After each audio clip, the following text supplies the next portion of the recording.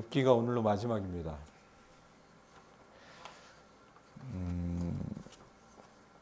어제 우리가 욥기 41장 말씀, 이 리워 야단이라고 하는 이 전설 속 짐승에 빗대어 하나님께서 욥에게 교훈하시는 그 장면들을 보면서 끝마금에 제가 4절 5절 이 42장 4절 5절 말씀을 가지고 여러분들에게 얘기를 했어요. 하나님을 바로 봤다면, 그러면서 5절 6절이죠. 5절 6절. 내가 죽게 대하여 귀로 듣기만 하였사오나 이제는 눈으로 주를 배움나이다.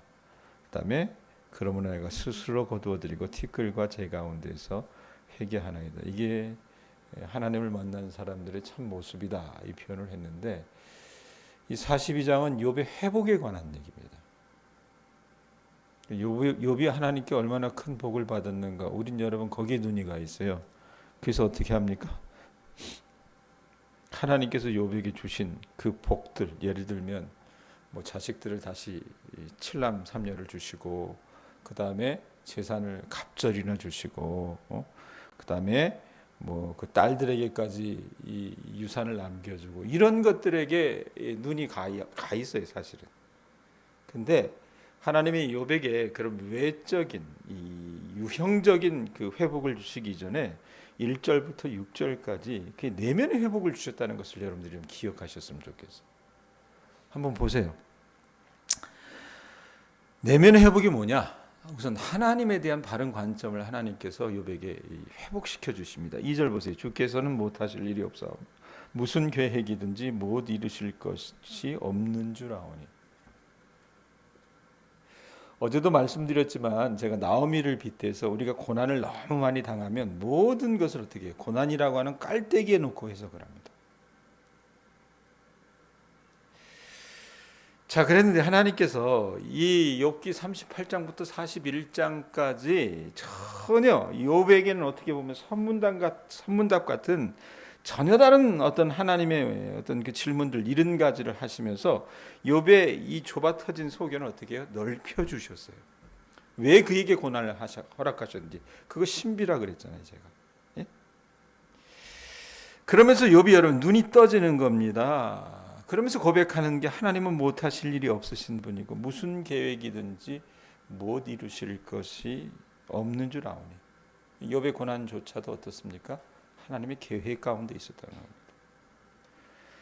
무지한 말로 이치를 가리는 자가 누구니까? 나는 깨닫지도 못한 일을 말하였고 스스로 알 수도 없고 헤아리기도 어려운 일을 말하였나이다. 자기 스스로 깨닫게 해주신 것 같아요. 이런 회복이라고 하는 것이 저는 이런 거라고 생각합니다.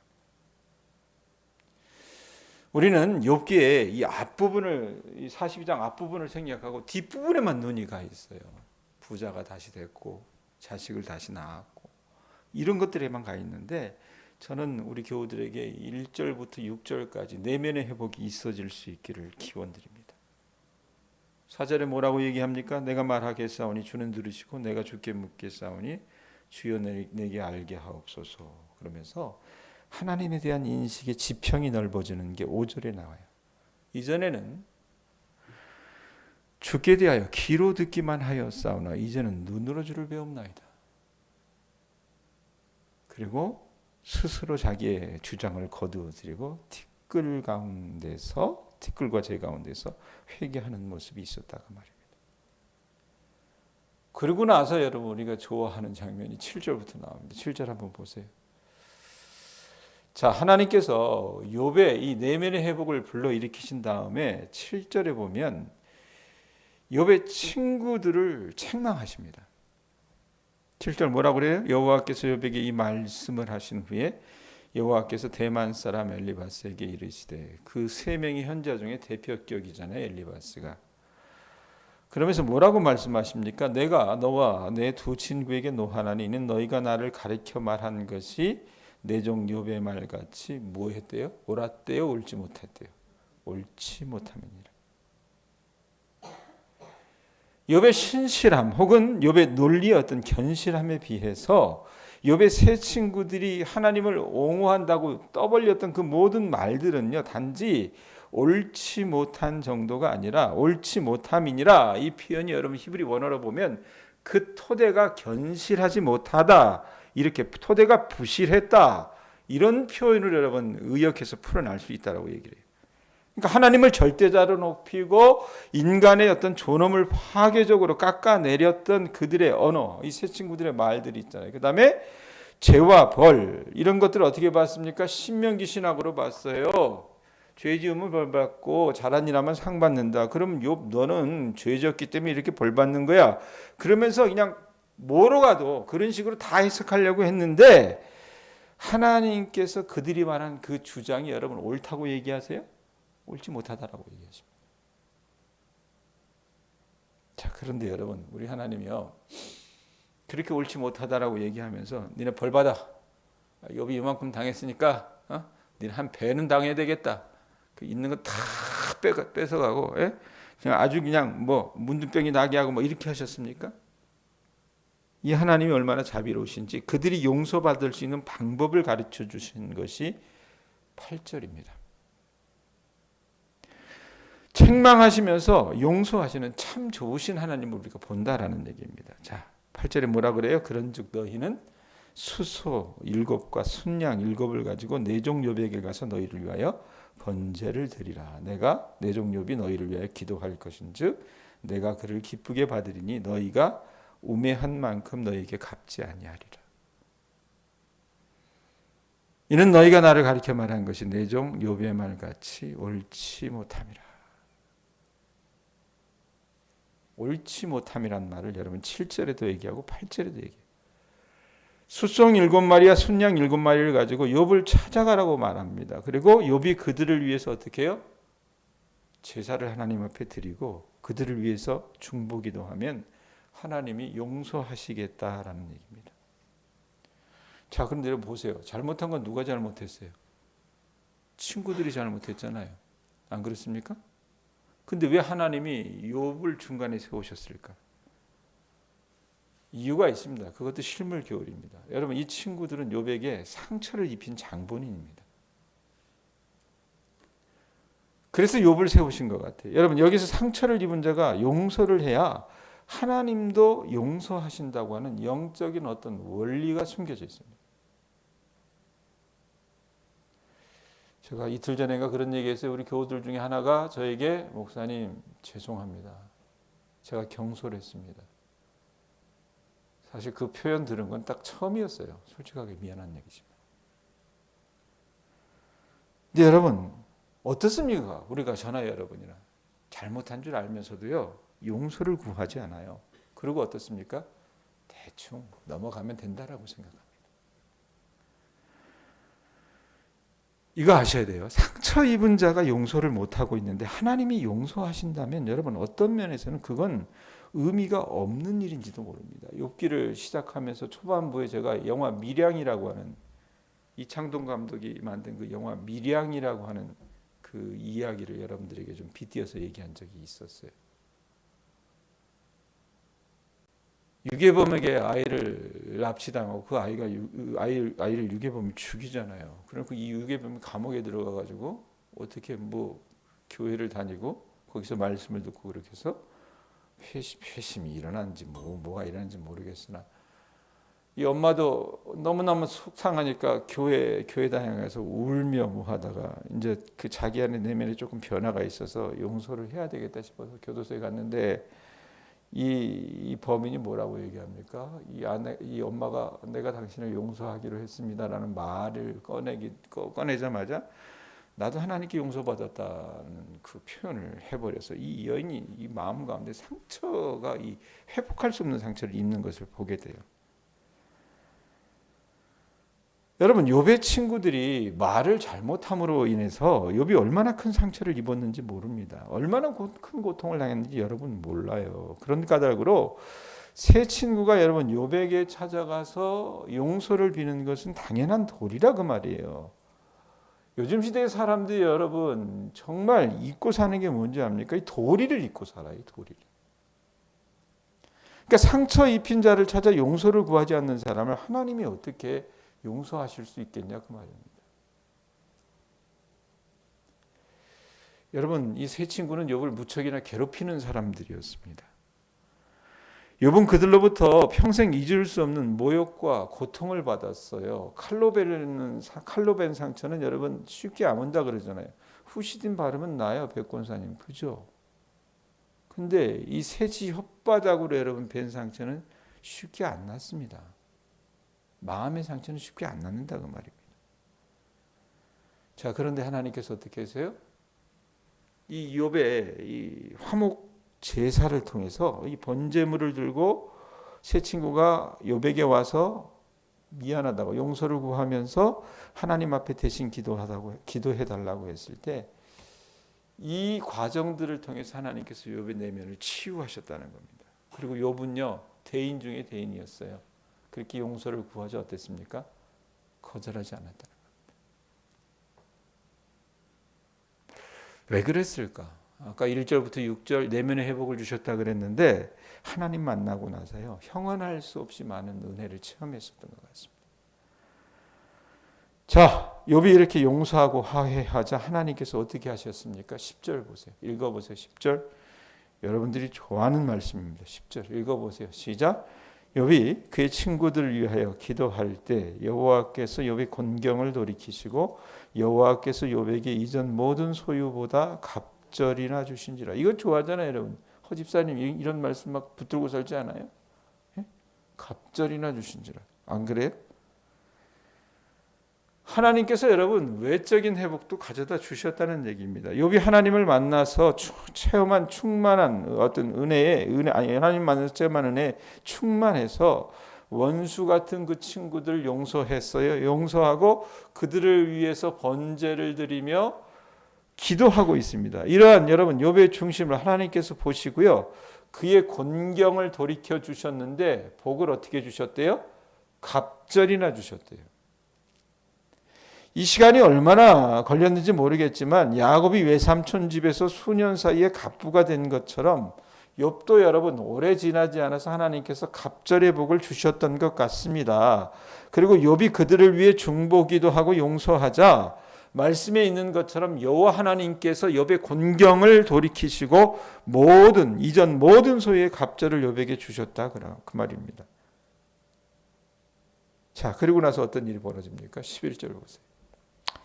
이에 그의 모든 형제와 자매와 이전에 알던 이들이 다 와서 그의 집에서 그와 함께 음식을 먹고 여호와께서 그에게 내리신 모든 재앙에 관하여 그를 위해 슬퍼하며 위로하고 각각 캐시타 하나씩 금고리 하나씩을 주었더라. 여러분 이 말씀 11절에 있는 그의 모든 형제와 자매와 이전에 알던 이 사람들은 누굽니까? 욥이 고난당할 때 조롱하고 비웃고 욥의 곁을 떠났던 사람들. 그런데 하나님께서 어떻게 해요? 회복시키시고 갑절의 복을 더하시니까 어떻습니까? 이 사람의 모습입니다. 욥의 모든 형제와 자매와 이전에 알던 사람들이 욥의 집에서 그와 함께 음식 먹고 여호와께서 욥에게 내리신 그 재앙에 관해서 그를 위하여 슬퍼하며 위로하고 거기 보면 캐시타라 그러잖아요. 캐시타. 이게 뭐냐? 금 한 조각 정도 생각하시면 되지 않을까 싶어요. 금 한 돈이 요즘 얼마예요? 20만 원 넘습니까? 뭐 그 정도 생각하시면 될 것 같아요. 이 캐시타는 히브리어로 고대 족장 시대에 사용하던 화폐였는데 제법 큰 땅을 구입하는데 100캐시타 정도가 필요했대요. 그러니까 1캐시타는 상당히 큰 선물이었다 그 말입니다. 하나님이 돌이키시니까 회복시키시니까 사람들도 돌아옵니다. 자, 그래놓고 여러분 말년이 좋아야 되잖아요. 우리나라 여러분 그 나이 드신 분들 그 정치하는 사람들이나 유명한 위인들의 여러분 그 말로가 좋지 않은 분들을 많이 보지 않습니까? 나는 이 자리에 앉아서 말씀을 듣는 우리 교인들의 그 말년이 정말 아름다운 말년이 될 수 있기를 바랍니다. 욥의 말년처럼요. 자, 하나님께서 욥에게 이전보다 더 큰 복을 주셨어요. 그게 12절에서 15절이에요. 여호와께서 12절 보세요. 욥의 말년에 욥에게 처음보다 어떻게 하셨대요? 더 복을 주셨다 그랬습니다. 그래놓고 곱하기 2를 허락하셨어요. 욥기 1장에 보면 욥이 얼마나 큰 복을 받았는지 나오잖아요. 그 복의 2배를 주셨습니다.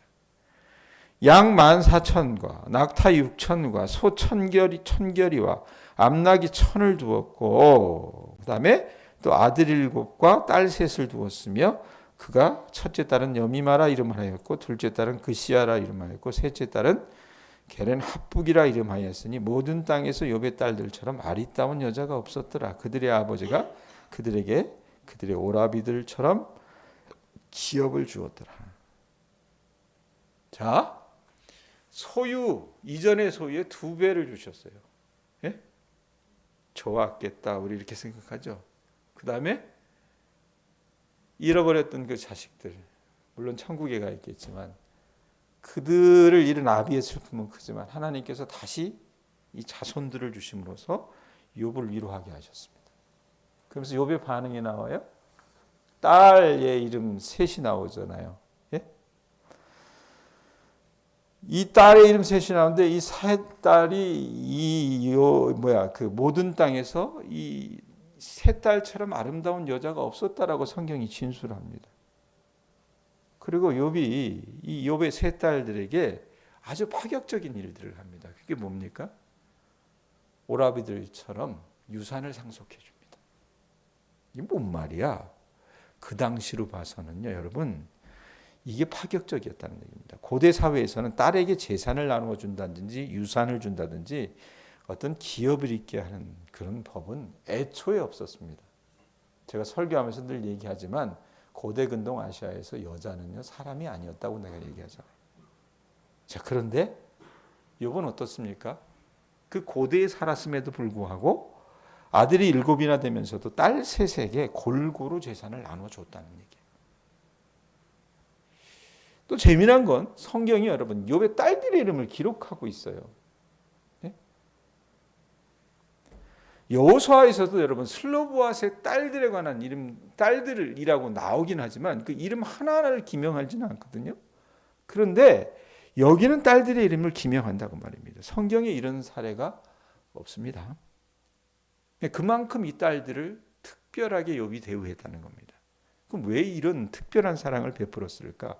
여러분 그것도 욥이 체험한 은혜가 너무 컸기 때문에 자기가 얼마나 하나님께 은혜 입은 자인 줄 알았기 때문에 그 자식들에게까지 베푼 겁니다. 받을 자격이 없는 사람이 모든 것을 갑절로 받았잖아요. 하나님께서 갑절로 주신 마당에 아들, 딸 가릴 필요가 어디 있는가라고 생각을 했던 것 같습니다. 그러니까 욥은 관습이나 전통에 매이지 않은 사람이었고 사람의 눈치 보면서 주저주저하는 그런 사람이 아니었다는 얘기입니다. 왜?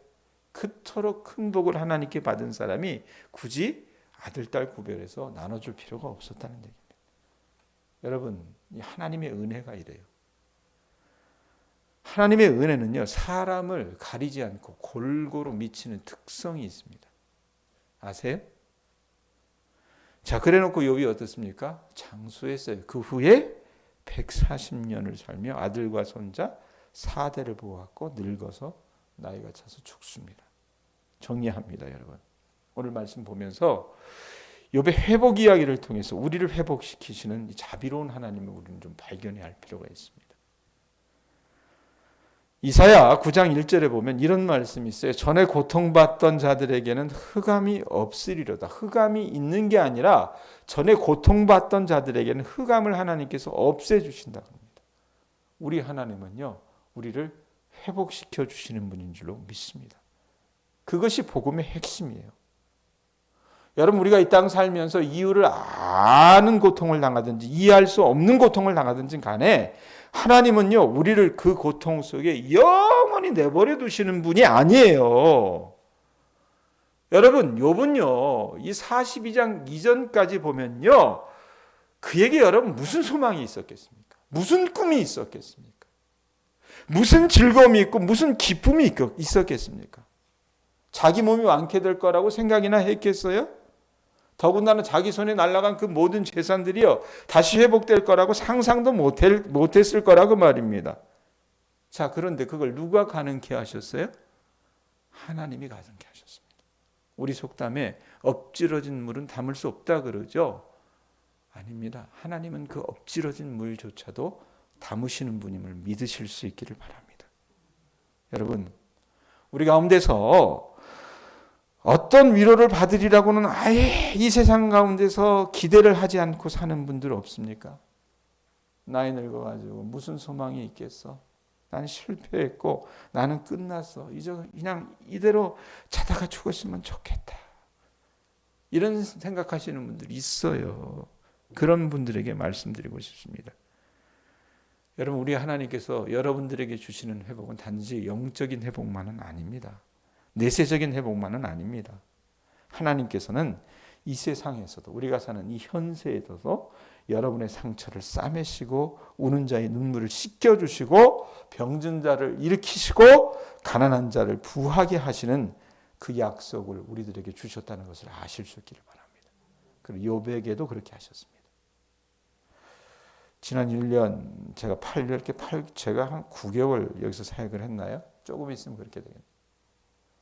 우리 교우들을 위해서 제가 나름대로 기도도 하고 우리 교우들과 영적으로 교감을 했는데 하나님께서 보이지 않는 여러 가지 보이는 역사들도 주셨어요. 어느 권사님이 저희 아내에게 그런 얘기 하셨대요. 자손 가운데 아이가 없어서 10여 년 동안 임신을 하지 못하는 부분들이 있었는데 그 권사님이 새벽마다 나와 기도했는데 하나님께서 그 자손에게 임신하게 하시는 역사를 주셨다고 합니다. 그것조차도 저는 회복인 줄로 믿습니다. 우리 가운데 어떤 분은 자녀가 수년 동안 연락을 하지 않아서 마음졸여했던 분들이 있어요. 근데 최근에 어떻게 됐습니까? 그 자녀가 연락을 하고 함께하는 기쁨을 하나님께서 주셨습니다. 하나님이 회복해 주신 것인 줄로 믿습니다. 여러분, 끝까지 소망을 놓지 마시고요. 그 하나님을 바로 신앙하실 수 있기를 바랍니다. 여러분의 내면의 회복을 하나님께서 먼저 주시고 욥이 받았던 그 모든 곤경을 하나님께서 돌이키셔서 갑절의 복을 주셨던 것처럼 우리 교우들의 삶에도 그런 일들이 일어났으면 좋겠습니다. 이미 일어났지만. 그래서 이 교회에 나오는 모든 사람들이 그 하나님의 일하심을 증거하고 고백하고 간증하고 그래서 여러분들이 또 다른 욥기를 써내려가는 주님의 자녀들 되실 수 있기를 예수님의 이름으로 축원드립니다.